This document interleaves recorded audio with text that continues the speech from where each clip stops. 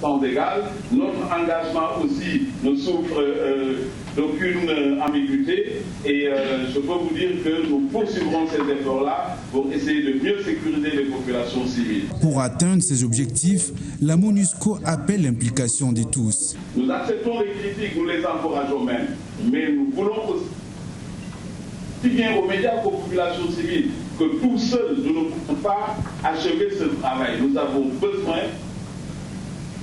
clairement des populations civiles qui continuent à nous apporter leur soutien et en ce sens nous réitérons nos appels pour que ensemble nous puissions apporter un peu plus de sécurité à ces populations parce que la sécurité, figurez-vous, c'est l'affaire de tous.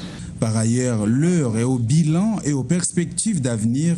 La MONUSCO totalisera les 30 novembre prochain 15 ans d'existence en RDC. Et on va parler éducation pour faire un constat amer. Beaucoup d'élèves ne savent ni lire ni écrire. Tel est le constat fait par le ministre de l'Enseignement primaire, secondaire et professionnel. Pour ce faire, la plateforme World Vision, en partenariat avec Save the Children, a lancé un projet d'éveil pour améliorer les capacités des élèves congolais. C'était au cours d'un atelier tenu ce mercredi matin au Cercle Elaïs dans la commune de La Gombe, ici même à Kinshasa. L'amélioration de la qualité de l'enseignement passe pour une préoccupation pour les organisations World Vision et Save the Children. Et c'est ce qui justifie le partenariat conclu entre ces deux structures en collaboration avec le ministère de l'EPSP pour lancer le projet Literacy Boost. Ce projet vise à construire les compétences des enfants pour une lecture indépendante et favoriser l'identification des lettres et la compréhension. C'est pour que les enfants puissent commencer à lire et comprendre ce qu'ils sont en train de faire dans les lectures. Quelque chose d'un peu spécial, c'est pour que les enfants commencent à lire dans leur langue. Cette manière de faire les études pour les enfants, ça marche dans le monde entier. Donc on est certain que ça peut marcher, mais aussi il faut que les enseignants sont dedans, sont bien impliqués. Il faut qu'ils apprennent ça et aussi marcher ensemble. Il faut aussi que les parents soient engagés. On ne peut pas accepter que juste les écoles et les enseignants sont responsables de les études et les lectures pour les enfants.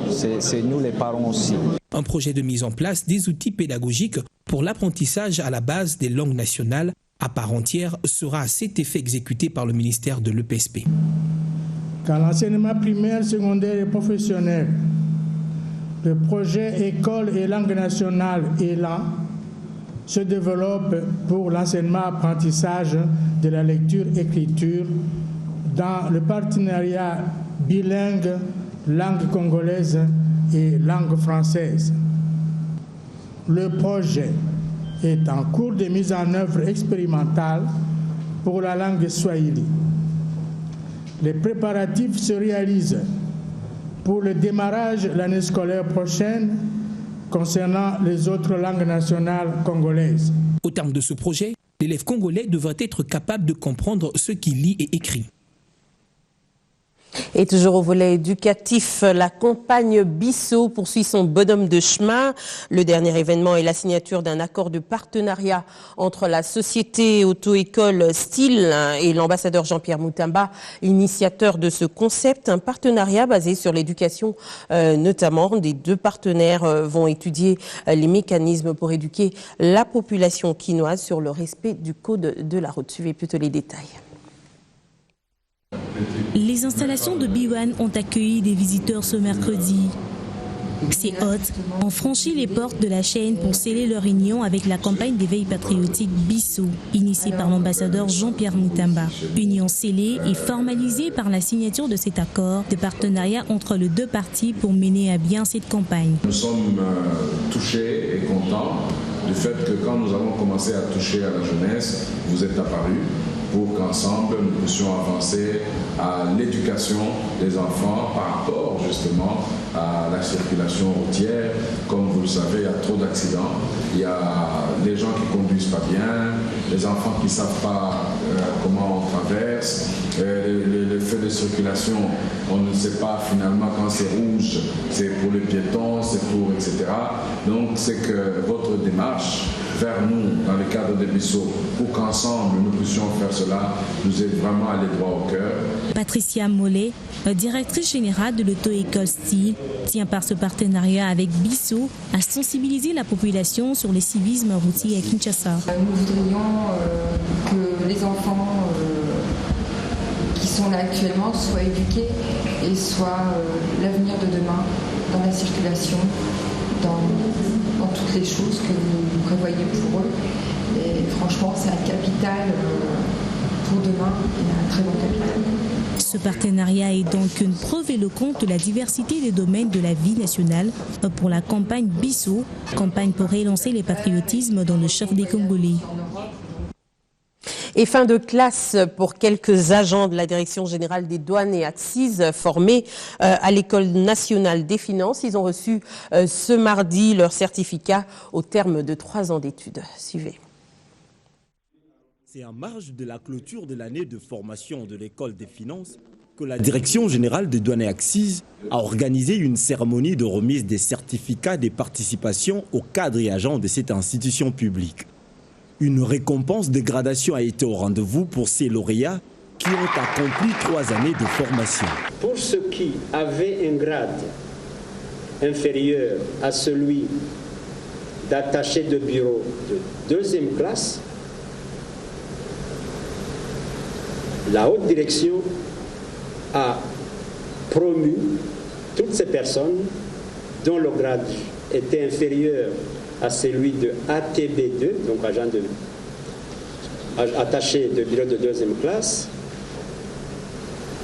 ont atteint ce grade. Ceux qui avaient le grade d'attaché de bureau de 2e classe ont été promus au grade d'attaché de bureau de 1re classe. Un geste qui n'a pas laissé indifférent la partie prenante qui, par reconnaissance, promet de remplir les missions de la douane. Nous venons d'être reçus par le numéro 1 de l'entreprise et avec tout ce qui nous a produit comme conseil, nous sommes très émis, nous sommes remis de joie. Être des agents compétents, productifs, afin d'amener à la mobilisation des recettes. Exécuter avec succès les missions et fonctions de la DGDA et relever les défis liés à la douane sont là les attentes de la DGDA aux lauréats.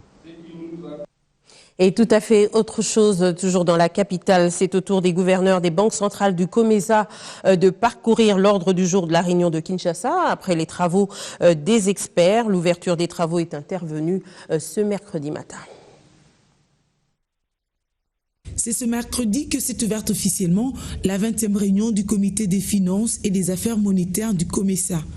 Une session qui intervient au moment où l'organisation atteint des avancées significatives en dépit de la persistance de quelques pesanteurs. Quand on mesure l'étendue du chemin restant à parcourir dans le cadre de l'intégration de nos marchés et du gain en termes d'économie d'échelle que nos pays tireraient, nous ne pouvons nous empêcher de mobiliser nos environnements immédiats pour des actions appropriées en vue d'accélérer le processus d'intégration dont nos populations languissent la matérialisation, à savoir la zone monétaire.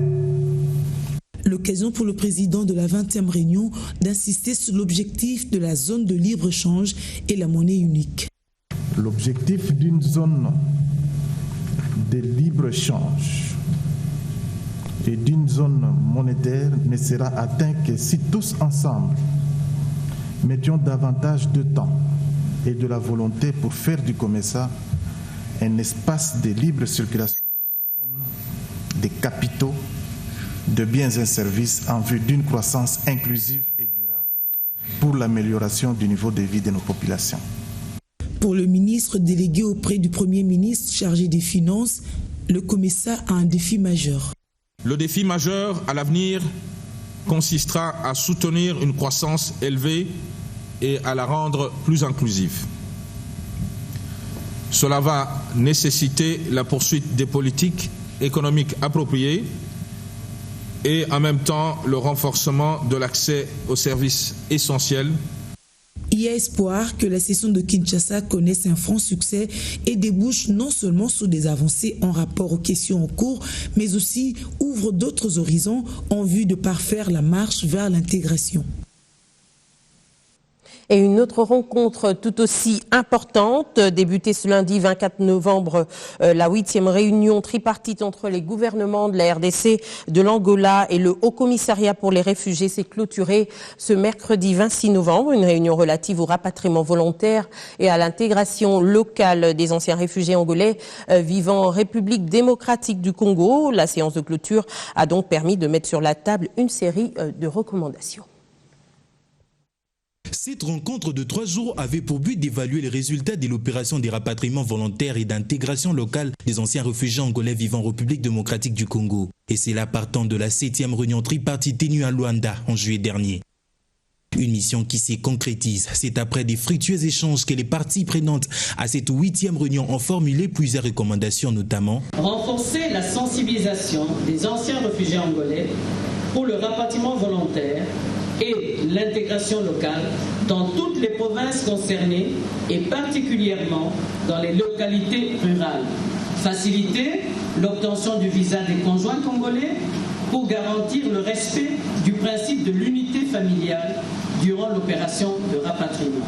Réaliser le rapatriement de 289 anciens réfugiés angolais candidats au retour vivant à Kaemba, au Bandundu, avec comme destination finale la province de Lunda Norte en Angola.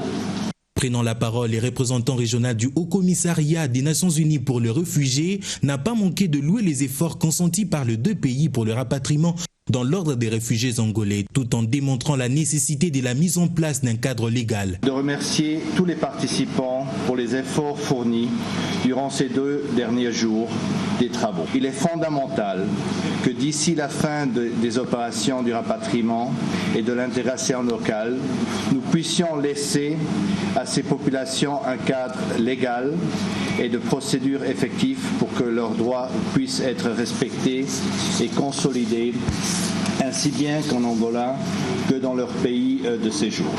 Richard Mouyej a pour sa part martelé sur les résolutions prises. J'en appelle à la responsabilité des uns et des autres pour que les engagements que nous venons de prendre soient respectés en tenant compte des contraintes rencontrées, des défis à relever et du faible taux de réalisation par rapport aux objectifs assignés. Pour sa part, le gouvernement de la République démocratique du Congo renouvelle sa disponibilité et sa détermination à traduire en actes les décisions et toutes les recommandations des présentes assises. C'est donc sous ces climats de convivialité que s'est soldée cette rencontre, à savoir que toutes les parties ont convenu de terminer l'enregistrement des anciens réfugiés angolais vivant dans la province du Katanga d'ici le 31 décembre. Le rendez-vous est donc pris pour l'année prochaine dans la capitale angolaise.